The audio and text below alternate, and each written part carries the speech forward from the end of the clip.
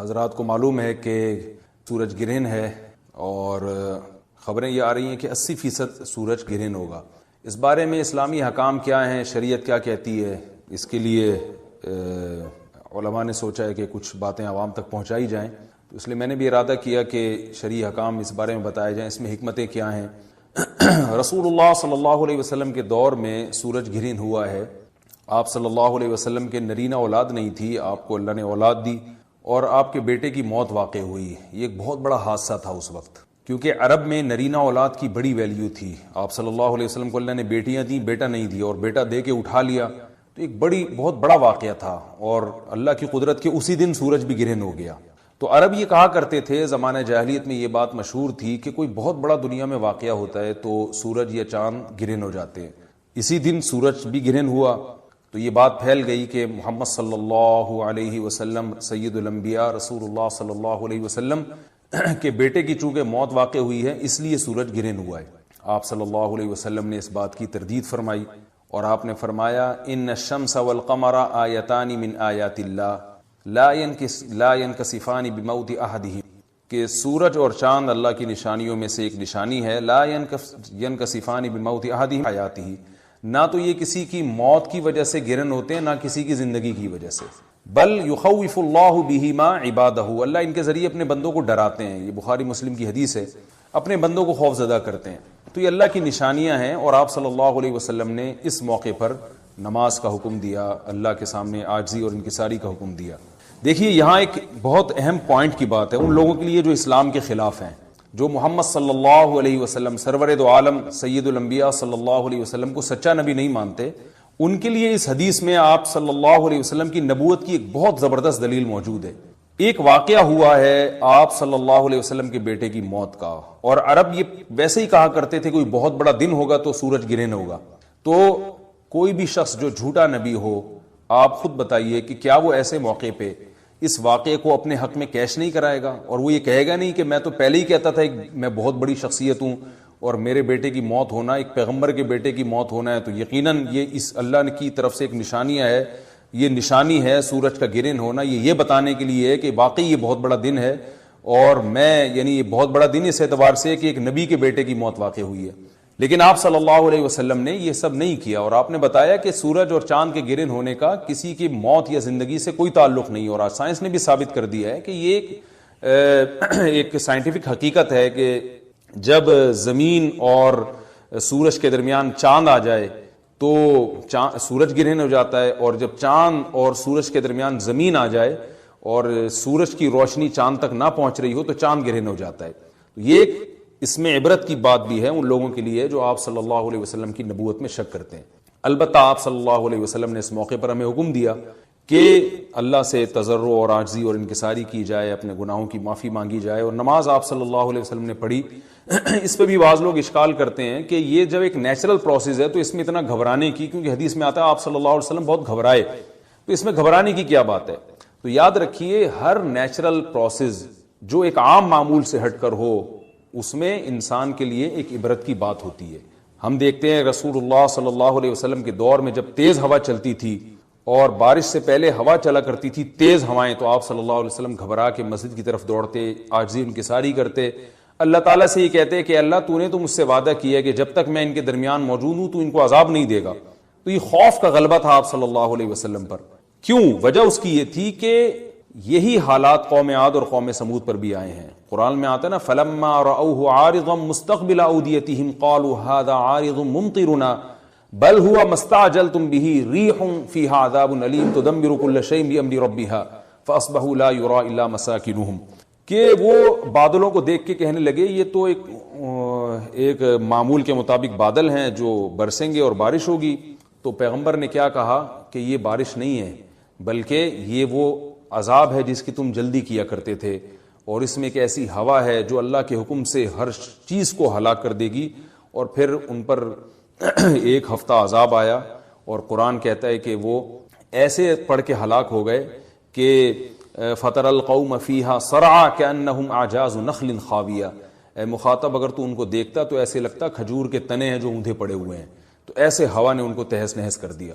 تو یہ عام معمول سے ہٹ کے جب بھی اس کائنات میں کوئی تغیر آتا ہے تو وہ اللہ کی نشانیوں میں سے ایک سائنٹیفک حقیقت بھی ہے، اس کی ایک لاجک بھی ہے، لیکن اس کے ساتھ ساتھ اللہ کی نشانیوں میں سے ایک نشانی بھی ہے، اور ایسی نشانی ہے جس سے ہمیں ڈرنا چاہیے کہ اللہ تعالیٰ کو اختیار ہے، وہ جب چاہے سورج کی روشنی چھین لے، چاہے کسی بھی طرح سے چھینے۔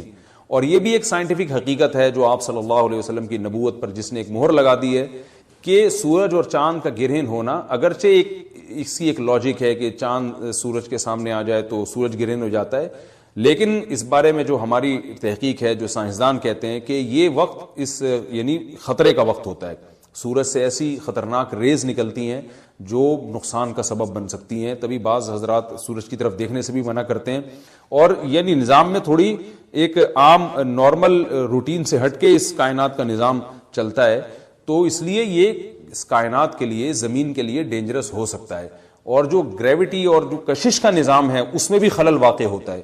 تو ایسا نہیں ہے کہ یہ بالکل ایک نارمل کنڈیشن ہوتی ہے اور اس کا کوئی نقصان ہی نہیں ہے، یہ بالکل غلط ہے، اس میں نقصان کا بہرحال خطرہ ہے، اور اس بات کا امکان موجود ہوتا ہے کہ قدرت انسانوں سے انتقام لے یا انسانوں کو نقصان پہنچائے۔ اور ویسے بھی جن کے دلوں میں اللہ کا خوف ہوتا ہے وہ تو ویسے ہی اللہ کے وہم من خشیتہ، قرآن مجید میں اللہ تعالیٰ کے ارشاد ہے کہ مشرکین بار بار یہ سوال پوچھتے تھے قیامت کب آئے گی کب آئے گی، اللہ فرماتے ہیں لیکن جو مومنین ہیں ان کو اس سے غرض نہیں ہے کہ کب آئے گی، والذین آمنوا مشفقون منہا، وہ تو قیامت سے گھبراتے ہیں کہ پتہ نہیں ابھی نہ آ جائے۔ تو جس کے دل میں اللہ کا خوف ہوتا ہے اس کے زندگی گزارنے کا طریقہ کچھ اور ہوتا ہے، وہ بات بات پہ اللہ سے ڈرتا ہے، اس کو اللہ سے ڈرنے کا بہانہ چاہیے، اس کو توبہ کا بہانہ چاہیے۔ تو اس بحث میں پڑھنا کہ یہ تو ایک لاجیکلی ایک سورج کی روشنی غائب ہو جائے گی، وہ ٹھیک ہے، یہ سائنسدانوں کا شعبہ ہے کہ کیوں غائب ہو رہی ہے، ماہرین فلکیات کا شعبہ ہے، لیکن اہل ایمان کا جو کام ہے اس موقع پر، ان کا جو وظیفہ ہے وہ یہ کہیں کہ اللہ کی نشانیوں میں سے ایک نشانی ہے، اللہ اپنی قدرت دنیا میں دکھاتا ہے کہ میں یہ بھی کر سکتا ہوں چاہے کسی بھی طریقے سے کروں، تو ہمیں اس موقع پر بہرحال اللہ کے سامنے جھکنا چاہیے، اپنے گناہوں سے معافی مانگنی چاہیے، اور وہی عمل کرنا چاہیے جو رسول اللہ صلی اللہ علیہ وسلم نے ہمیں بتایا ہے۔ اور اس بارے میں جو توہمات پھیلے ہوئے ہیں اس سے بھی ہمیں اجتناب کرنا چاہیے، جیسے نبی صلی اللہ علیہ وسلم نے عربوں کے وہم کو دور کیا ہے، بھائی اس کا کسی کی موت اور زندگی سے کوئی تعلق نہیں ہے، تو اسی طرح آج کل لوگوں میں ایک سورج اور چاند گرہن ہونے کے بارے میں وہم بھی بہت ہے کہ پتہ نہیں کیا ہو جائے گا، حاملہ عورتیں نہ نکلیں، فلانا نہ کرے، اور فلانا خربوزہ نہ کھائے، اس موقع پر کسی نے تربوز کھا لیا تو یہ ہو جائے گا، الٹی الٹی باتیں پتہ نہیں کیا کیا مشہور ہیں، یہ خربوزے تربوز کی تو میں ویسے ہی مثال دے رہا ہوں۔ تو کوئی بھی چیز جب کہنی ہو تو پوری طرح سے اس کی ریسرچ کریں، مجھے نہیں پتا حاملہ عورت کو فائدہ ہوتا ہے نقصان ہوتا ہے سورج گرہن ہونے سے، لیکن اگر نقصان بھی ہوتا ہے تو اس کی کوئی مستند دلیل ہونی چاہیے آپ کے پاس، ایسے ہی سنی سنائی باتیں آگے نقل نہ کریں۔ تو بہرحال ہمیں جو کرنے کا کام ہے جو رسول اللہ صلی اللہ علیہ وسلم نے بتایا ہے وہ کام بخاری اور مسلم کی حدیث کے مطابق نماز ہے، انفرادی بھی ہے، جماعت سے بھی ہے، مستحب یہ ہے کہ جماعت سے نماز پڑھی جائے مسجد میں یا کسی بھی میدان میں، اور 2 رکعتیں امام پڑھائیں گے اور اس میں سرن تلاوت بھی کر سکتے ہیں، جہری تلاوت بھی کر سکتے ہیں، دونوں رائے ہیں علماء کی۔ آج کل جہری کو اس لیے ترجیح دی جاتی ہے کہ صلاۃ کسوف میں جو رسول اللہ صلی اللہ علیہ وسلم کی سنت ہے وہ لمبی نماز ہے، تو لمبی نماز پڑھیں گے تو اگر آپ آہستہ آواز سے پڑھیں گے تو لوگوں کو تھکاوٹ کا احساس زیادہ ہوتا ہے، جہری پڑھیں گے تو تھکاوٹ کا احساس کم ہوتا ہے، تو اس لیے دونوں قولوں پہ فتویٰ دیا جاتا ہے، وہ ایک قول راجح ہے اور ایک میں آسانی ہے، تو آسانی اس قول میں ہے کہ جہری تلاوت کی جائے، اس میں لوگوں کو نماز میں کھڑا رہنا آسان ہوتا ہے، تو لمبی سے لمبی نماز پڑھی جائے، اس میں 2 رکعتیں پڑھی جائیں اور خوب طول دیا جائے اس کو، اور اتنا طول دینا کہ لوگوں کا خطرہ ہو کہ نماز ہی چھوڑ کے بھاگ جائیں گے، یہ بہرحال درست نہیں ہے، کیونکہ آپ صلی اللہ علیہ وسلم نے امام کو مقتدیوں کی رعایت کا حکم دیا ہے۔ اور کوئی جماعت سے نماز میں شریک نہیں ہو سکتا تو گھر میں نماز پڑھیں، انفرادی نماز پڑھیں، نماز نہیں پڑھ سکتے تو توبہ استغفار کریں، بہرحال یہ وقت جو ہے توبہ استغفار کا ہے، اپنے گناہوں سے معافی مانگنے کا ہے۔ رسول اللہ صلی اللہ علیہ وسلم کے دور میں سورج گرہن ہوا ہے، آپ صلی اللہ علیہ وسلم کے نرینہ اولاد نہیں تھی، آپ کو اللہ نے اولاد دی اور آپ کے بیٹے کی موت واقع ہوئی، یہ ایک بہت بڑا حادثہ تھا اس وقت، کیونکہ عرب میں نرینہ اولاد کی بڑی ویلیو تھی، آپ صلی اللہ علیہ وسلم کو اللہ نے بیٹیاں دیں، بیٹا نہیں دیا، اور بیٹا دے کے اٹھا لیا، تو ایک بہت بڑا واقعہ تھا، اور اللہ کی قدرت کے اسی دن سورج بھی گرہن ہو گیا۔ تو عرب یہ کہا کرتے تھے، زمانہ جاہلیت میں یہ بات مشہور تھی کہ کوئی بہت بڑا دنیا میں واقعہ ہوتا ہے تو سورج یا چاند گرہن ہو جاتے ہیں، اسی دن سورج بھی گرہن ہوا، تو یہ بات پھیل گئی کہ محمد صلی اللہ علیہ وسلم سید الانبیاء رسول اللہ صلی اللہ علیہ وسلم کے بیٹے کی چونکہ موت واقع ہوئی ہے اس لیے سورج گرہن ہوا ہے، آپ صلی اللہ علیہ وسلم نے اس بات کی تردید فرمائی، اور آپ نے فرمایا ان الشمس والقمر آیتان من آیات اللہ لا ينکسفان بموت احدہم، کہ سورج اور چاند اللہ کی نشانیوں میں سے ایک نشانی ہے، لا ينکسفان بموت احدہم آیاتہ، نہ تو یہ کسی کی موت کی وجہ سے گرن ہوتے ہیں، نہ کسی کی زندگی کی وجہ سے، بل یخوف اللہ بہما عبادہ، اللہ ان کے ذریعے اپنے بندوں کو ڈراتے ہیں، یہ بخاری مسلم کی حدیث ہے، اپنے بندوں کو خوف زدہ کرتے ہیں۔ تو یہ اللہ کی نشانیاں ہیں، اور آپ صلی اللہ علیہ وسلم نے اس موقع پر نماز کا حکم دیا، اللہ کے سامنے عاجزی اور انکساری کا حکم دیا۔ دیکھیے یہاں ایک بہت اہم پوائنٹ کی بات ہے ان لوگوں کے لیے جو اسلام کے خلاف ہیں، جو محمد صلی اللہ علیہ وسلم سرور دو عالم سید الانبیاء صلی اللہ علیہ وسلم کو سچا نبی نہیں مانتے، ان کے لیے اس حدیث میں آپ صلی اللہ علیہ وسلم کی نبوت کی ایک بہت زبردست دلیل موجود ہے۔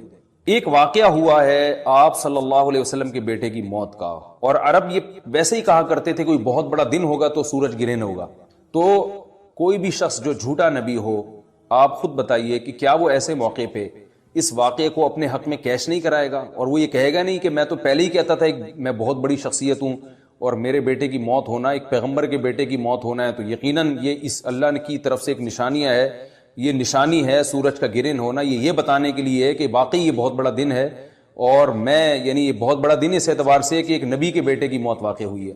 لیکن آپ صلی اللہ علیہ وسلم نے یہ سب نہیں کیا، اور آپ نے بتایا کہ سورج اور چاند کے گرہن ہونے کا کسی کی موت یا زندگی سے کوئی تعلق نہیں، اور آج سائنس نے بھی ثابت کر دیا ہے کہ یہ ایک سائنٹیفک حقیقت ہے کہ جب زمین اور سورج کے درمیان چاند آ جائے تو سورج گرہن ہو جاتا ہے، اور جب چاند اور سورج کے درمیان زمین آ جائے اور سورج کی روشنی چاند تک نہ پہنچ رہی ہو تو چاند گرہن ہو جاتا ہے۔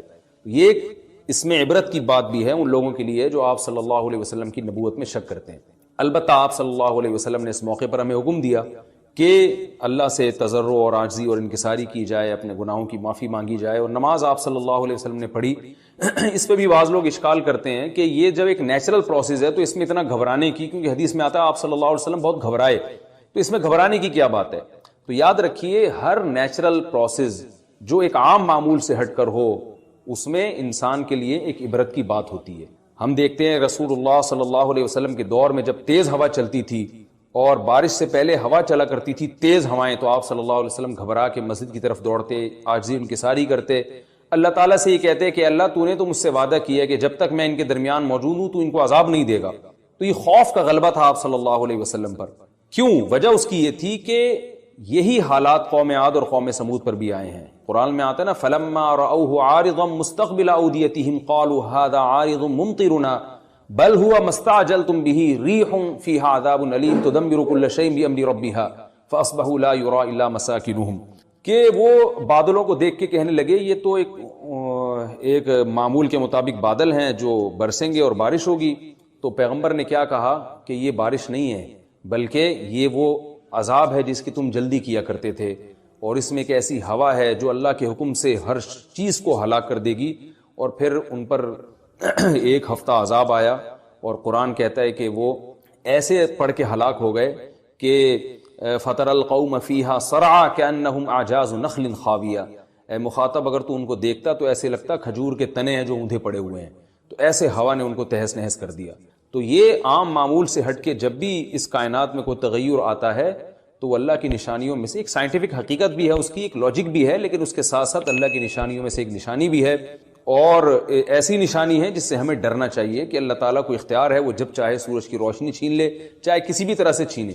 اور یہ بھی ایک سائنٹیفک حقیقت ہے جو آپ صلی اللہ علیہ وسلم کی نبوت پر جس نے ایک مہر لگا دی ہے کہ سورج اور چاند کا گرہن ہونا، اگرچہ اس کی ایک لاجک ہے کہ چاند سورج کے سامنے آ جائے تو سورج گرہن ہو جاتا ہے، لیکن اس بارے میں جو ہماری تحقیق ہے، جو سائنسدان کہتے ہیں کہ یہ وقت یعنی خطرے کا وقت ہوتا ہے، سورج سے ایسی خطرناک ریز نکلتی ہیں جو نقصان کا سبب بن سکتی ہیں، تبھی بعض حضرات سورج کی طرف دیکھنے سے بھی منع کرتے ہیں، اور یعنی نظام میں تھوڑی ایک عام نارمل روٹین سے ہٹ کے اس کائنات کا نظام چلتا ہے، تو اس لیے یہ اس کائنات کے لیے، زمین کے لیے ڈینجرس ہو سکتا ہے، اور جو گریوٹی اور جو کشش کا نظام ہے اس میں بھی خلل واقع ہوتا ہے۔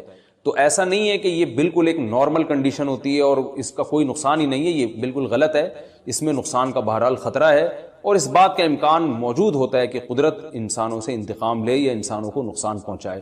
اور ویسے بھی جن کے دلوں میں اللہ کا خوف ہوتا ہے وہ تو ویسے ہی اللہ کے وہم من خشیتہ ہی. قرآن مجید میں اللہ تعالیٰ کے ارشاد ہے کہ مشرکین بار بار یہ سوال پوچھتے تھے قیامت کب آئے گی کب آئے گی. اللہ فرماتے ہیں لیکن جو مومنین ہیں ان کو اس سے غرض نہیں ہے کہ کب آئے گی.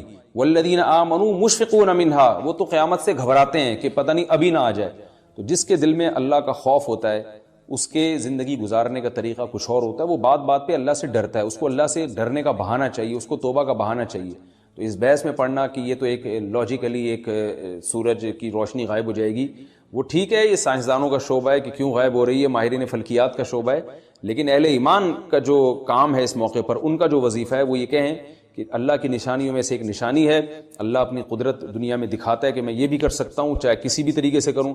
تو ہمیں اس موقع پر بہرحال اللہ کے سامنے جھکنا چاہیے, اپنے گناہوں سے معافی مانگنی چاہیے اور وہی عمل کرنا چاہیے جو رسول اللہ صلی اللہ علیہ وسلم نے ہمیں بتایا ہے. اور اس بارے میں جو توہمات پھیلے ہوئے ہیں اس سے بھی ہمیں اجتناب کرنا چاہیے.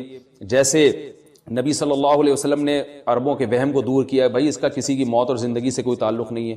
تو اسی طرح آج کل لوگوں میں ایک سورج اور چاند گرہن ہونے کے بارے میں وہم بھی بہت ہے کہ پتہ نہیں کیا ہو جائے گا, حاملہ عورتیں نہ نکلیں, فلانا نہ کرے, اور فلانا خربوزہ نہ کھائے, اس موقع پر کسی نے تربوز کھا لیا تو یہ ہو جائے گا. الٹی الٹی باتیں پتہ نہیں کیا کیا مشہور ہیں. یہ خربوزے تربوز کی تو میں ویسے ہی مثال دے رہا ہوں. تو کوئی بھی چیز جب کہنی ہو تو پوری طرح سے اس کی ریسرچ کریں. مجھے نہیں پتا حاملہ عورت کو فائدہ ہوتا ہے نقصان ہوتا ہے سورج گرہن ہونے سے, لیکن اگر نقصان بھی ہوتا ہے تو اس کی کوئی مستند دلیل ہونی چاہیے آپ کے پاس, ایسے ہی سنی سنائی باتیں آگے نقل نہ کریں. تو بہرحال ہمیں جو کرنے کا کام ہے جو رسول اللہ صلی اللہ علیہ وسلم نے بتایا ہے وہ کام بخاری اور مسلم کی حدیث کے مطابق نماز ہے, انفرادی بھی ہے, جماعت سے بھی ہے. مستحب یہ ہے کہ جماعت سے نماز پڑھی جائے مسجد میں یا کسی بھی میدان میں, اور 2 رکعتیں امام پڑھائیں گے اور اس میں سرن تلاوت بھی کر سکتے ہیں, جہری تلاوت بھی کر سکتے ہیں. دونوں رائے ہیں علماء کی. آج کل جہری کو اس لیے ترجیح دی جاتی ہے کہ صلاۃ کسوف میں جو رسول اللہ صلی اللہ علیہ وسلم کی سنت ہے وہ لمبی نماز ہے, تو لمبی نماز پڑھیں گے تو اگر آپ آہستہ آواز سے پڑھیں گے تو لوگوں کو تھکاوٹ کا احساس زیادہ ہوتا ہے, جہری پڑھیں گے تو تھکاوٹ کا احساس کم ہوتا ہے. تو اس لیے دونوں قولوں پہ فتویٰ دیا جاتا ہے. وہ ایک قول راجح ہے اور ایک میں آسانی ہے. تو آسانی اس قول میں ہے کہ جہری تلاوت کی جائے, اس میں لوگوں کو نماز میں کھڑا رہنا آسان ہوتا ہے. تو لمبی سے لمبی نماز پڑھی جائے, اس میں 2 رکعتیں پڑھی جائیں اور خوب طول دیا جائے اس کو, اور اتنا طول دینا کہ لوگوں کا خطرہ ہو کہ نماز ہی چھوڑ کے بھاگ جائیں گے, یہ بہرحال درست نہیں ہے, کیونکہ آپ صلی اللہ علیہ وسلم نے امام کو مقتدیوں کی رعایت کا حکم دیا ہے. اور کوئی جماعت سے نماز میں شریک نہیں ہو سکتا تو گھر میں نماز پڑھیں, انفرادی نماز پڑھیں. نماز نہیں پڑھ سکتے تو توبہ استغفار کریں. بہرحال یہ وقت جو ہے توبہ استغفار کا ہے, اپنے گناہوں سے معافی مانگنے کا ہے. اللہ تعالی ہم سب کو کہ سورج اور چاند اللہ کی نشانیوں میں سے ایک نشانی ہے. لا ينکسفان بموت احدہم حیاتہ, نہ تو یہ کسی کی موت کی وجہ سے گرہن ہوتے ہیں نہ کسی کی زندگی کی وجہ سے, بل یخوف اللہ بہما عبادہ, اللہ ان کے ذریعے اپنے بندوں کو ڈراتے ہیں. یہ بخاری مسلم کی حدیث ہے, اپنے بندوں کو خوف زدہ کرتے ہیں. تو یہ اللہ کی نشانیاں ہیں, اور آپ صلی اللہ علیہ وسلم نے اس موقع پر نماز کا حکم دیا, اللہ کے سامنے عاجزی اور انکساری کا حکم دیا. دیکھیے یہاں ایک بہت اہم پوائنٹ کی بات ہے ان لوگوں کے لیے جو اسلام کے خلاف ہیں, جو محمد صلی اللہ علیہ وسلم سرور دو عالم سید الانبیاء صلی اللہ علیہ وسلم کو سچا نبی نہیں مانتے. ان کے لیے اس حدیث میں آپ صلی اللہ علیہ وسلم کی نبوت کی ایک بہت زبردست دلیل موجود ہے. ایک واقعہ ہوا ہے آپ صلی اللہ علیہ وسلم کے بیٹے کی موت کا, اور عرب یہ ویسے ہی کہا کرتے تھے کوئی بہت بڑا دن ہوگا تو سورج گرہن ہوگا. تو کوئی بھی شخص جو جھوٹا نبی ہو, آپ خود بتائیے کہ کیا وہ ایسے موقع پہ اس واقعے کو اپنے حق میں کیش نہیں کرائے گا, اور وہ یہ کہے گا نہیں کہ میں تو پہلے ہی کہتا تھا میں بہت بڑی شخصیت ہوں اور میرے بیٹے کی موت ہونا, ایک پیغمبر کے بیٹے کی موت ہونا ہے, تو یقیناً یہ اس اللہ کی طرف سے ایک نشانیہ ہے, یہ نشانی ہے سورج کا گرہن ہونا, یہ بتانے کے لیے ہے کہ واقعی یہ بہت بڑا دن ہے, اور میں یعنی یہ بہت بڑا دن اس اعتبار سے کہ ایک نبی کے بیٹے کی موت واقع ہوئی ہے. لیکن آپ صلی اللہ علیہ وسلم نے یہ سب نہیں کیا, اور آپ نے بتایا کہ سورج اور چاند کے گرہن ہونے کا کسی کی موت یا زندگی سے کوئی تعلق نہیں. اور آج سائنس نے بھی ثابت کر دیا ہے کہ یہ ایک سائنٹیفک حقیقت ہے کہ جب زمین اور سورج کے درمیان چاند آ جائے تو سورج گرہن ہو جاتا ہے, اور جب چاند اور سورج کے درمیان زمین آ جائے اور سورج کی روشنی چاند تک نہ پہنچ رہی ہو تو چاند گرہن ہو جاتا ہے. تو یہ اس میں عبرت کی بات بھی ہے ان لوگوں کے لیے جو آپ صلی اللہ علیہ وسلم کی نبوت میں شک کرتے ہیں. البتہ آپ صلی اللہ علیہ وسلم نے اس موقع پر ہمیں حکم دیا کہ اللہ سے تضرع اور عاجزی اور انکساری کی جائے, اپنے گناہوں کی معافی مانگی جائے, اور نماز آپ صلی اللہ علیہ وسلم نے پڑھی اس پہ بھی بعض لوگ اشکال کرتے ہیں کہ یہ جب ایک نیچرل پروسیس ہے تو اس میں اتنا گھبرانے کی، کیونکہ حدیث میں آتا ہے آپ صلی اللہ علیہ وسلم بہت گھبرائے، تو اس میں گھبرانے کی کیا بات ہے؟ تو یاد رکھیے ہر نیچرل پروسیس جو ایک عام معمول سے ہٹ کر ہو اس میں انسان کے لیے ایک عبرت کی بات ہوتی ہے۔ ہم دیکھتے ہیں رسول اللہ صلی اللہ علیہ وسلم کے دور میں جب تیز ہوا چلتی تھی اور بارش سے پہلے ہوا چلا کرتی تھی تیز ہوائیں، تو آپ صلی اللہ علیہ وسلم گھبرا کے مسجد کی طرف دوڑتے، عاجزی انکساری کرتے، اللہ تعالیٰ سے یہ کہتے کہ اللہ تو نے تو مجھ سے وعدہ کیا کہ جب تک میں ان کے درمیان موجود ہوں تو ان کو عذاب نہیں دے گا۔ تو یہ خوف کا غلبہ تھا آپ صلی اللہ علیہ وسلم پر۔ کیوں؟ وجہ اس کی یہ تھی کہ یہی حالات قوم عاد اور قوم سمود پر بھی آئے ہیں۔ قرآن میں آتا ہے نا فَلَمَّا رَأَوْهُ عَارِضًا مُسْتَقْبِلَ أَوْدِيَتِهِمْ قَالُوا هَذَا عَارِضٌ مُمْطِرُنَا بَلْ هُوَ مَا اسْتَعْجَلْتُمْ بِهِ رِيحٌ فِيهَا عَذَابٌ أَلِيمٌ تُدَمِّرُ كُلَّ شَيْءٍ بِأَمْرِ رَبِّهَا فَأَصْبَحُوا لَا يُرَىٰ إِلَّا مَسَاكِنُهُمْ، کہ وہ بادلوں کو دیکھ کے کہنے لگے یہ تو ایک معمول کے مطابق بادل ہیں جو برسیں گے اور بارش ہوگی۔ تو پیغمبر نے کیا کہا کہ یہ بارش نہیں ہے بلکہ یہ وہ عذاب ہے جس کی تم جلدی کیا کرتے تھے، اور اس میں ایک ایسی ہوا ہے جو اللہ کے حکم سے ہر چیز کو ہلاک کر دے گی۔ اور پھر ان پر ایک ہفتہ عذاب آیا اور قرآن کہتا ہے کہ وہ ایسے پڑھ کے ہلاک ہو گئے کہ فَتَرَى الْقَوْمَ فِيهَا صَرْعَىٰ كَأَنَّهُمْ أَعْجَازُ نَخْلٍ خَاوِيَةٍ، اے مخاطب اگر تو ان کو دیکھتا تو ایسے لگتا کھجور کے تنے ہیں جو اونھے پڑے ہوئے ہیں، تو ایسے ہوا نے ان کو تہس نہس کر دیا۔ تو یہ عام معمول سے ہٹ کے جب بھی اس کائنات میں کوئی تغیر آتا ہے تو اللہ کی نشانیوں میں سے ایک سائنٹیفک حقیقت بھی ہے، اس کی ایک لاجک بھی ہے، لیکن اس کے ساتھ ساتھ اللہ کی نشانیوں میں سے ایک نشانی بھی ہے، اور ایسی نشانی ہے جس سے ہمیں ڈرنا چاہیے کہ اللہ تعالیٰ کو اختیار ہے، وہ جب چاہے سورج کی روشنی چھین لے، چاہے کسی بھی طرح سے چھینے۔ اور یہ بھی ایک سائنٹیفک حقیقت ہے جو آپ صلی اللہ علیہ وسلم کی نبوت پر جس نے ایک مہر لگا دی ہے کہ سورج اور چاند کا گرہن ہونا، اگرچہ اسی ایک لاجک ہے کہ چاند سورج کے سامنے آ جائے تو سورج گرہن ہو جاتا ہے، لیکن اس بارے میں جو ہماری تحقیق ہے، جو سائنسدان کہتے ہیں کہ یہ وقت یعنی خطرے کا وقت ہوتا ہے، سورج سے ایسی خطرناک ریز نکلتی ہیں جو نقصان کا سبب بن سکتی ہیں، تبھی بعض حضرات سورج کی طرف دیکھنے سے بھی منع کرتے ہیں۔ اور یعنی نظام میں تھوڑی ایک عام نارمل روٹین سے ہٹ کے اس کائنات کا نظام چلتا ہے، تو اس لیے یہ اس کائنات کے لیے، زمین کے لیے ڈینجرس ہو سکتا ہے، اور جو گریوٹی اور جو کشش کا نظام ہے اس میں بھی خلل واقع ہوتا ہے۔ تو ایسا نہیں ہے کہ یہ بالکل ایک نارمل کنڈیشن ہوتی ہے اور اس کا کوئی نقصان ہی نہیں ہے، یہ بالکل غلط ہے، اس میں نقصان کا بہرحال خطرہ ہے، اور اس بات کا امکان موجود ہوتا ہے کہ قدرت انسانوں سے انتقام لے یا انسانوں کو نقصان پہنچائے۔ اور ویسے بھی جن کے دلوں میں اللہ کا خوف ہوتا ہے وہ تو ویسے ہی اللہ کے وَهُم مِّن خَشْيَتِهِ، قرآن مجید میں اللہ تعالیٰ کے ارشاد ہے کہ مشرکین بار بار یہ سوال پوچھتے تھے قیامت کب آئے گی کب آئے گی، اللہ فرماتے ہیں لیکن جو مومنین ہیں ان کو اس سے غرض نہیں ہے کہ کب آئے گی، وَالَّذِينَ آمَنُوا مُشْفِقُونَ مِنْهَا، وہ تو قیامت سے گھبراتے ہیں کہ پتہ نہیں ابھی نہ آ جائے۔ تو جس کے دل میں اللہ کا خوف ہوتا ہے اس کے زندگی گزارنے کا طریقہ کچھ اور ہوتا ہے، وہ بات بات پہ اللہ سے ڈرتا ہے، اس کو اللہ سے ڈرنے کا بہانہ چاہیے، اس کو توبہ کا بہانہ چاہیے۔ تو اس بحث میں پڑھنا کہ یہ تو ایک لاجیکلی ایک سورج کی روشنی غائب ہو جائے گی، وہ ٹھیک ہے، یہ سائنسدانوں کا شعبہ ہے کہ کیوں غائب ہو رہی ہے، ماہرین فلکیات کا شعبہ ہے، لیکن اہل ایمان کا جو کام ہے اس موقع پر، ان کا جو وظیفہ ہے وہ یہ کہیں کہ اللہ کی نشانیوں میں سے ایک نشانی ہے، اللہ اپنی قدرت دنیا میں دکھاتا ہے کہ میں یہ بھی کر سکتا ہوں چاہے کسی بھی طریقے سے کروں، تو ہمیں اس موقع پر بہرحال اللہ کے سامنے جھکنا چاہیے، اپنے گناہوں سے معافی مانگنی چاہیے، اور وہی عمل کرنا چاہیے جو رسول اللہ صلی اللہ علیہ وسلم نے ہمیں بتایا ہے۔ اور اس بارے میں جو توہمات پھیلے ہوئے ہیں اس سے بھی ہمیں اجتناب کرنا چاہیے، جیسے نبی صلی اللہ علیہ وسلم نے عربوں کے وہم کو دور کیا ہے، بھائی اس کا کسی کی موت اور زندگی سے کوئی تعلق نہیں ہے، تو اسی طرح آج کل لوگوں میں ایک سورج اور چاند گرہن ہونے کے بارے میں وہم بھی بہت ہے کہ پتہ نہیں کیا ہو جائے گا، حاملہ عورتیں نہ نکلیں، فلانا نہ کرے، اور فلانا خربوزہ نہ کھائے، اس موقع پر کسی نے تربوز کھا لیا تو یہ ہو جائے گا، الٹی باتیں پتہ نہیں کیا کیا مشہور ہے، کہ خربوزے تربوز کی تو میں ویسے ہی مثال دے رہا ہوں۔ تو کوئی بھی چیز جب کہنی ہو تو پوری طرح سے اس کی ریسرچ کریں۔ مجھے نہیں پتا حاملہ عورت کو فائدہ ہوتا ہے نقصان ہوتا ہے سورج گرہن ہونے سے، لیکن اگر نقصان بھی ہوتا ہے تو اس کی کوئی مستند دلیل ہونی چاہیے آپ کے پاس، ایسے ہی سنی سنائی باتیں آگے نقل نہ کریں۔ تو بہرحال ہمیں جو کرنے کا کام ہے، جو رسول اللہ صلی اللہ علیہ وسلم نے بتایا ہے، وہ کام بخاری اور مسلم کی حدیث کے مطابق نماز ہے، انفرادی بھی ہے، جماعت سے بھی ہے، مستحب بھی ہے کہ جماعت سے نماز پڑھی جائے مسجد میں یا کسی بھی میدان میں، اور 2 رکعتیں امام پڑھائیں گے، اور اس میں سرن تلاوت بھی کر سکتے ہیں، جہری تلاوت بھی کر سکتے ہیں، دونوں رائے ہیں علماء کی۔ آج کل جہری کو اس لیے ترجیح دی جاتی ہے کہ صلاۃ کسوف میں جو رسول اللہ صلی اللہ علیہ وسلم کی سنت ہے وہ لمبی نماز ہے، تو لمبی نماز پڑھیں گے تو اگر آپ آہستہ آواز سے پڑھیں گے تو لوگوں کو تھکاوٹ کا احساس زیادہ ہوتا ہے، جہری پڑھیں گے تو تھکاوٹ کا احساس کم ہوتا ہے. تو اس لیے دونوں قولوں پہ فتویٰ دیا جاتا ہے. وہ ایک قول راجح ہے اور ایک میں آسانی ہے. تو آسانی اس قول میں ہے کہ جہری تلاوت کی جائے، اس میں لوگوں کو نماز میں کھڑا رہنا آسان ہوتا ہے. تو لمبی سے لمبی نماز پڑھی جائے، اس میں 2 رکعتیں پڑھی جائیں اور خوب طول دیا جائے اس کو، اور اتنا طول دینا کہ لوگوں کا خطرہ ہو کہ نماز ہی چھوڑ کے بھاگ جائیں گے. یہ بہرحال درست نہیں ہے، کیونکہ آپ صلی اللہ علیہ وسلم نے امام کو مقتدیوں کی رعایت کا حکم دیا ہے. اور کوئی جماعت سے نماز میں شریک نہیں ہو سکتا تو گھر میں نماز پڑھیں، انفرادی نماز پڑھیں. نماز نہیں پڑھ سکتے تو توبہ استغفار کریں. بہرحال یہ وقت جو ہے توبہ استغفار کا ہے، اپنے گناہوں سے معافی مانگنے کا ہے. میرا رب مجھے رات کے اندھیروں سے نکال کے دوبارہ، کتنی بڑی خدا کی قسم، یہ سورج کا طلوع ہونا اتنی بڑی نشانی ہے اللہ کے وجود کی. ایتھیس اور ملحد پاگل ہوتے. مجھے لوگ کہتے ہیں ملحدوں پہ کو معاف کر دیں، بیان نہ کریں آپ، بہت بیان ہو گیا ملحدوں پر. لیکن بھائی کیسے یار چھوڑ دیں؟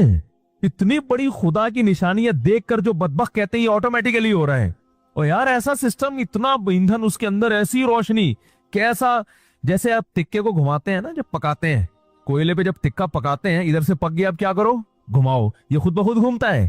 گھمانا پڑتا ہے. یا ایسا سسٹم لگانا پڑے گا کہ گھومے. وہ سسٹم کوئی لگا کے دیتا ہے. تکے میں خود بخود اتنی عقل نہیں ہوتی کہ کروڑوں سال میں ترقی کرتے کرتے ایسا بن گیا کہ آٹومیٹک گھومنا خود بخود ہی شروع. یہاں سے پک گیا، اب یہاں سے پکاؤ. بھائی یہاں سے تو پک گیا، اب کیا کرو؟ اب یہاں سے پکاؤ مجھے. تکا خود بخود کروڑوں سال میں بھی اتنا ذہین نہیں ہوتا، تو یہ سورج اور زمین اتنے ذہین کیسے ہو گئے کہ سورج گیا اور پوری دنیا کو لائٹ دیتا دیتا ساری دنیا میں کی فصلیں اگاتا، وٹامن ڈی پرووائڈ کرتے کرتے کرتے کرتے ابھی سورج امریکہ والوں کو نواز رہا ہے. اس وقت یہاں رات ہو رہی ہے نا، امریکہ میں دن ہے. سورج وہاں جا کے گوروں کو وٹامن ڈی دے رہا ہے، ان کی فصلوں میں جان پیدا کر رہا ہے. ہمارا نمبر ابھی، ہم تکے کی وہ والی سائڈ ہے جو انگارے کے دوسری طرف گئے ہوئے ہم لوگ. بھئی یہاں سے تو زمین پک گئی ہے، اب اس کو تھوڑا سا اندھیرے میں رکھو، اس کو پکانے کی ضرورت نہیں ہے. اب میرے اس طرح پکانے کی باتیں کرنے سے ایتھیس کو تپانے کا کام ہو رہا ہے. حقیقت ہے نا، جب سورج پکا رہا ہے اور ایتھیس ہمیں تپا رہا ہے، خود بھی تپ رہا ہے الٹی باتیں کر کے. تو یہ بھائی کیسا خوبصورت نظام ہے یار. سورج کا جو طلوع ہے نا خدا کی قسم، یہ اللہ کی بہت بڑی نشانی ہے. لاکھوں کروڑوں سال ہو گئے سورج کی حرکت میں کوئی تبدیلی نہیں ہو رہی. کتنا بڑا آگ کا ایندھن ہے، آگ کا ایندھن زمین سے لاکھوں گنا بڑا. اتنی آگ، اتنا ایندھن کہاں سے آ گیا؟ اسٹیل مل میں جو ایندھن جس سے لوہا پگھلایا جاتا ہے، یہ آٹومیٹیکلی پیدا ہو گیا، یہ اس کو پیدا کیا گیا ہے. یہ تو ڈالا جاتا ہے نا اس میں بھٹیوں کو جلانے کے لیے. سورج میں کہاں سے آ گیا؟ اتنی آگ برسا رہا ہے، اور ایسی لائٹ ہے اس کی کہ آپ جب سورج کی روشنی ہوتی ہے، آپ کے ہزار وولٹ کے بلب فیل ہو جاتے ہیں، پتہ ہی نہیں چل رہا ہوتا کہ جل رہے ہیں کہ بجھ رہے ہیں. تو کیا تن تناتا ہوا شان کے ساتھ مشرق سے نکلتا ہے. تو اللہ نے کہا ابھی نکلنے سے پہلے پوری دنیا کا نظام چونکہ چینج ہو رہا ہے، اندھیروں سے ڈوب کے تم روشنیوں کی طرف آ رہے ہو. تو جو ملحد ہوگا، جو خدا کا انکار کرنے والا ہے، اسے اس سے کوئی غرض نہیں ہے کہ اللہ نے مجھے دوبارہ زندگی دی، دوبارہ سورج میری خدمت کے لیے طلوع ہو رہا ہے اور اس زمین کا نظام دوبارہ سے کیا ہو رہا ہے؟ چینج ہو رہا ہے. وہ تو پڑا ہوا خواب خرگوش کے مزید لیتا رہے گا. کافر خدا کو یاد نہیں کرے گا. اور جو خدا کو مانتے ہیں، جو مشرک ہیں، وہ مندروں میں جا کے بتوں کے سامنے جھکیں گے، حالانکہ وہ تو خود پیدا کیے ہوئے ان بتوں کو اللہ نے.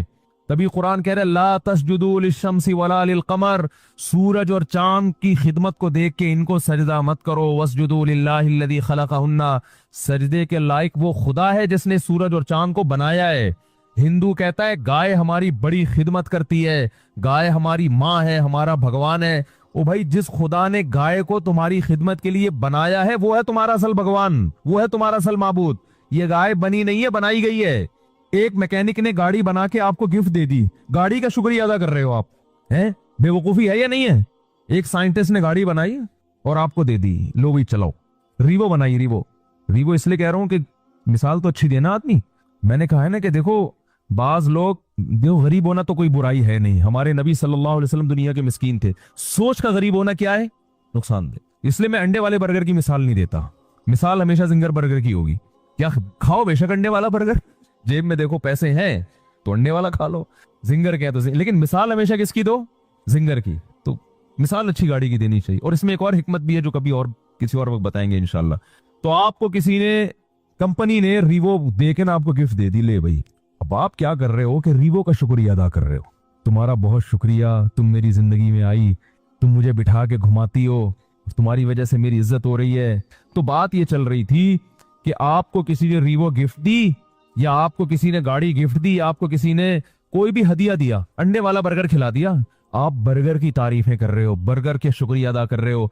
तो हिंदू यही कर रहे हो भाई, गाय तुम पर एहसान नहीं कर रही, एहसान उस जात ने किया जिसने इस गाय को बनाया।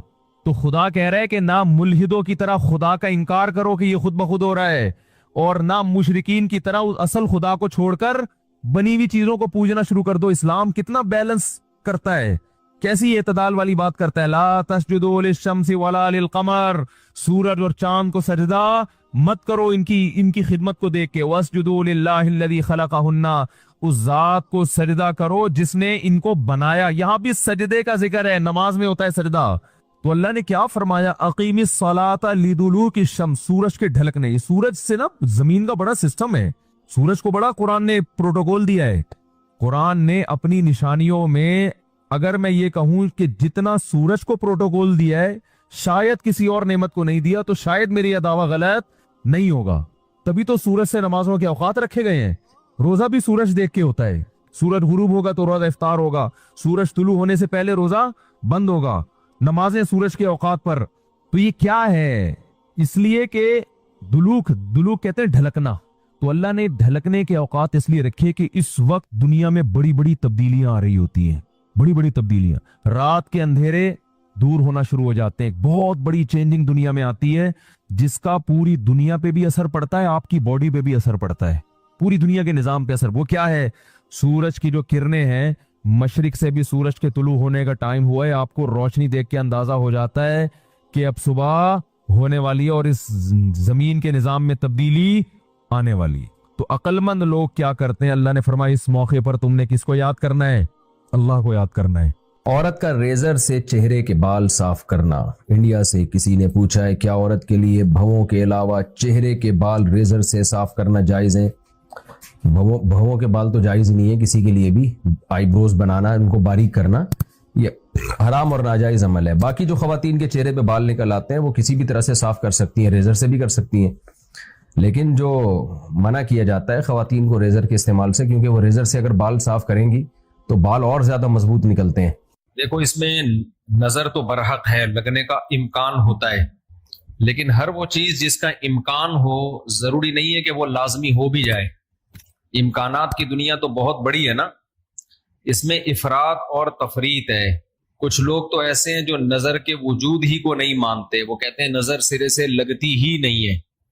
और कुछ लोग कहते हैं ऐसे हैं कि इसमें बहुत मुबालगा करते हैं, उनको हर वक्त लग रही होती है उनके राय के मुताबिक कि उसको लग गई, उसको लग गई, उसको लग गई, यही चलता रहता है प्रोग्राम। तो ना इसमें वहमी बनने की जरूरत है और ना नजर का इनकार करना जायज है हमारे लिए। जो लोग नजर का इनकार करते हैं ना, वो हैं सेकुलर लोग, लिबरल लोग, जो शरीयत को नहीं मानते। वो कहते हैं इसकी क्या दलील है?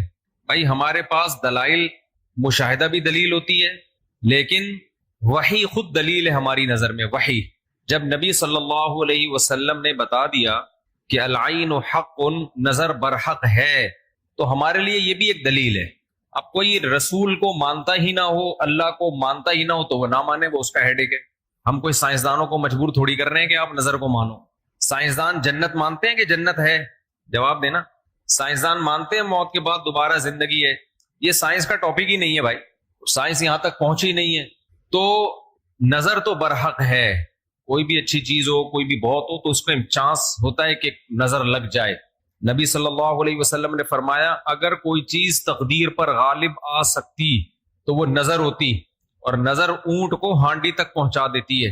अच्छा वाला ऊंट होता है, नजर लगी गया। आपने देखा होगा बड़े बड़े ऊंचे कट्टे बैल लोग लेकर आते हैं बकरीद के दिनों में, बाज दफा नजर लगती है, धड़ाम से गिर जाते हैं, बाज दफा वैसे ही गिर जाते हैं गुर्बत महंगाई से मुतासिर होके, लेकिन बाज दफा नजर भी लगती है। तो हमारे पास जो नजर के बरहक होने की दलील है वो रसूलुल्लाह सल्लल्लाहु अलैहि वसल्लम का कौल। इसी वजह से याकूब अलैहिस्सलाम ने जब अपने बेटों को मिस्र भेजा तो खूब लंबे खूबसूरत बेटे थे, तादाद में भी ज्यादा थे, تو ان سے کیا فرمایا؟ لا تدخلوا من باب واحد وادخلوا من ابواب متفرقہ، اے میرے بیٹو ایک دروازے سے داخل نہ ہونا، متفرق دروازوں سے داخل ہونا، کیونکہ ایک ہی گیٹ سے جب جائیں گے نا، ایک باپ کے 11 بیٹے اتنے خوبصورت اور لمبے لمبے اور خوبصورت جوان، تو لوگ بولیں گے یار کیسا خوش قسمت باپ ہے جس کے 11 بیٹے ہیں۔ سمجھتے ہو کہ نہیں سمجھتے؟ آج کل تو فیملی پلاننگ نے نظر کا چانس ہی ختم کر دیا، 2 بچے ہوتے ہیں وہ بھی اچھے نہیں ہوتے۔ تو یہاں قرآن سے بھی ہمیں حدیثوں سے بھی پتہ چلتا ہے کہ امکان ہے، لیکن ایک بات یاد رکھو، دنیا میں یہ بہت امپورٹنٹ بات ہے، کاش اس کو سمجھ جاؤ، یہ تجربوں کا نچوڑ ہے جو میں آپ کے سامنے پیش کر رہا ہوں۔ امکانات کی بیس پہ یقینی دعوے کرنا یہ تمام گمراہیوں کی بنیاد ہے۔ جادو کا بھی امکان ہوتا ہے، کسی پہ جادو ہو جائے، ہزاروں میں کسی ایک پہ، لیکن روحانی عامل کے پاس جب آپ جاؤ گے کہے گا آپ پہ بھی جادو، آپ پہ بھی جادو، آپ پہ بھی جادو، آپ پہ بھی جادو۔ جب آپ کرو گے نا کہ بھائی مجھ پہ جادو کیسے ہے، کہے گا کیا جادو برحق نہیں ہے؟ سمجھ میں آ رہی ہے بات؟ ڈاکٹر یہ بدماشی کبھی نہیں کرتا۔ آپ ڈاکٹر کے پاس جاؤ، آپ کے گردے میں پین ہو رہا ہے، وہ چیک کرے گا کہ گیس کا پین ہے یا پتھری کا پین ہے، کیونکہ ڈاکٹر اس کا علم ہے باقاعدہ۔ وہ کبھی یہ نہیں کہے گا کہ پتھری ہے بس تکا مار دیا، بھائی ڈاکٹر صاحب پتھری کا پین کیوں ہے؟ تو وہ جواب میں کہ کیا گردوں میں پتھری ہوتی نہیں ہے کیا؟ آپ بولو گے ہوتی تو ہے، میرے ہے یا نہیں ہے مجھے تو یہ تو بتاؤ۔ حالانکہ گردوں میں پتھری ہونے کا جتنا چانس ہے نا، جتنی پرسنٹیج 100 میں، جادو کی اس سے بھی کم ہے، ہزاروں میں کسی ایک پہ ہوتا ہے جادو۔ لیکن عاملوں کے پاس جب آپ جاؤ، یہاں الحمدللہ کچھ عامل ہیں جو میرے خلاف ایک فل پروپیگنڈا شروع کیا ہوا، اتنی خوشی ہوتی ہے مجھے، میں آپ کو بتا نہیں سکتا، جب عامل میرے خلاف بولتے ہیں اتنی خوشی ہوتی ہے، اور میں کہتا ہوں کمبختو تمہارے پاس جادو، چڑیل، جن، بھوت، تم میرے خلاف بولتے کیوں؟ نقصان پہنچا دو یار۔ تو اس سے ان کا کمزور ہونا اور ثابت ہو جاتا ہے کہ یہ ان تلوں میں تیل نہیں ہے۔ خیر میں نظر کے موضوع کو مکمل کروں، کیونکہ روحانی عاملوں کی بات آتی ہے تو مجھے ان کے خلاف بولنے میں سا خون بڑھتا ہے، میرا ایک دم جوش میں آ جاتا ہوں، ایسا لگتا ہے کچھ نہیں بھی کھایا ہو پاور آ جاتی ہے باڈی میں۔ ان کے خلاف بولنے میں مزہ بہت آتا ہے، صرف مسجد کا تقدس ہے، باہر آؤ تو اس طرح نہیں بولوں گا، انگلش میں بھی گالیاں دوں گا، پنجابی میں بھی، اردو میں بھی۔ یہاں بڑے بڑے عامل ہیں جو بڑے پنپ رہے ہیں، اور ہمارے بڑے بڑے مولانا جا جا کے نا ان کو پروموٹ کر رہے ہیں، بے شرموں کو، ان بے غیرتوں کو۔ خیر فی الحال اتنی گالی کافی ہے۔ تو اچھا میں کیا کہہ رہا تھا یار، عاملوں کے ٹاپک آتا ہے تو اتنی خوشی ہوتی ہے جی۔ نظر کی بات کر رہا تھا میں۔ تو نظر میں جو ہے نا لگنے کا چانس ہوتا ہے، یہ ہے، لیکن چانس سے فائدہ اٹھا کے ہر ایک کو یہ کہنا کہ تم پہ جادو ہے، تم پہ نظر ہے، تم پہ یہ ہے، ڈاکٹر یہ کام نہیں کرتا۔ شوگر کا چانس ہوتا ہے آپ کو کہ شوگر ہے، لیکن یہ تو نہیں کہ ڈاکٹر جب تک کمپلیٹلی تحقیق نہ کر لے، ڈاکٹر نہیں کہے گا تمہیں شوگر ہے، تمہارے گردوں میں پتھری ہے، تمہارے پیٹ میں یہ مسئلہ ہے۔ حالانکہ امکانات تو ہوتے ہیں، لیکن آپ یہ جو ڈرامے باز لوگ ہیں نا روحانی عامل، ان کے پاس جاؤ گے نظر ہی لگی ہوئی ہے آپ کو، لازمی کیا لگی ہے؟ کیونکہ جب کسی کے پاس کوئی فن نہیں ہوتا، علم نہیں ہوتا، تو وہ سب کچھ جانتا ہے۔ پھر سمجھ رہے، ڈاکٹر کے پاس علم ہوتا ہے کڈنی کا، لہذا تحقیق کرے گا، 100 میں 2 کو کہہ دے گا تیرے گردے خراب ہیں۔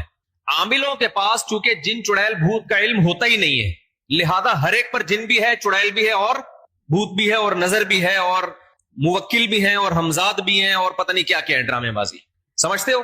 جب ان کو بولو کہ کیا دلیل ہے، تو بھائی امکانات کی دنیا میں امکان کہ فلانے پہ لگ گئی تھی، فلاں پہ لگ گئی تھی، تو خوب سمجھ لو امکانات کی بیس پہ یہ کہنا کہ ابھی دیکھو ایک مولانا صاحب کا کلپ آیا، انہوں نے کہا کہ نبی صلی اللہ علیہ وسلم نے فرمایا کہ ہر بیماری کی دوا اللہ نے رکھی ہے دنیا میں، یہ صحیح حدیث ہے۔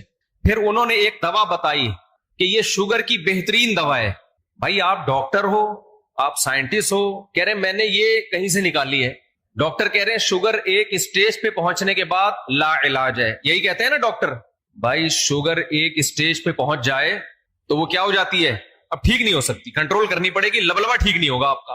لیکن انہوں نے کہا کہ دیکھو ہر بیماری کی اللہ نے شفا پیدا کی ہے، تو یہ میڈیسن، یہ کوئی دیسی نسخہ ہے، یہ شوگر ٹھیک کر دے گا۔ اب دلیل کیا دے رہے ہیں؟ ہر بیماری کی اللہ نے دوا پیدا کی، یقیناً کی ہے، لیکن کیا وہ آپ کو معلوم ہے؟ کیا وہ دوا یہ ہے جو آپ پیش کر رہے ہیں؟ اس کی کیا دلیل ہے؟ بھائی بہت ساری دوائیں لوگوں کو معلوم نہیں ہے۔ تو اب یہ سمجھیں کہ 2 انتہائی میں جلدی سے کمپلیٹ کروں اس موضوع کو، کہ نظر لگنے کا چانس ہوتا ہے، لیکن یہ نہیں ہے کہ جو بھی کوئی اچھی چیز ہوگی کچھ بھی ہو جائے اس کو نظر ہی لگی ہے. تو یہ وہم کی دنیا سے باہر نکلنا چاہیے. جو سیکولر لبرل لوگ ہیں جو نظر کا بالکل انکار کرتے ہیں, وہ کہتے ہیں فلاں فلاں پہ کیوں نظر نہیں لگی, وہ اتنے ہینڈسم اتنے خوبصورت لوگ ہیں, فلاں کی آواز اتنی اچھی, ان پہ نظر کیوں نہیں لگی. تو اب اصول سمجھیں,